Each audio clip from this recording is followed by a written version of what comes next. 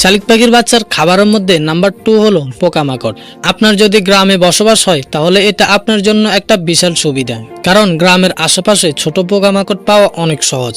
পাখির প্রাকৃতিক খাবার কিন্তু পোকামাকড়। ছোট পাখির শরীর গঠনে, রোগ প্রতিরোধ ক্ষমতা বাড়াতে এবং তাকে ভেতর থেকে শক্তিশালী করে তুলতে পোকামাকড়ের তুলনা হয় না। তবে সব পোকামাকড় খাওয়ানো যাবে না, এটা মাথায় রাখতে হবে। কিছু পোকামাকড় আছে যা বিষাক্ত, যেগুলো খাওয়ালে পাখি মারা যেতে পারে। তো এখন চলুন জেনে নিই কি কি পোকামাকড় খাওয়ানো নিরাপদ আর উপকারী। নাম্বার 1, ঘাসফড়িং। ঘাসফড়িং একটা দারুণ খাবার। এর মধ্যে প্রাকৃতিক প্রোটিন রয়েছে, আছে ফ্যাট আর শক্তির উপাদান। ছোট পাখির শরীর গরম রাখতে আর দ্রুত বড় করে তুলতে এই খাবার খুব কার্যকর। তবে খাওয়ানোর আগে ডানা আর পা দুটো ফেলে দিতে হবে, কারণ পাখির গলায় আটকে যেতে পারে।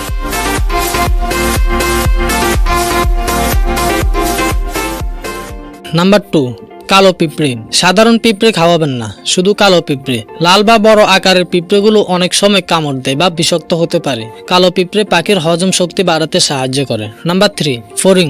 যে ফড়িং স্ক্রিনে দেখাচ্ছে ডানাওয়ালা, এই ফড়িংগুলো পাখির জন্য ভালো, তবে ডানাগুলো খুলে খাওয়াতে হবে। ওদের ডানায় অনেক সময় ছত্রাক বা ধুলো জমে থাকে, যেটা ক্ষতিকর হতে পারে।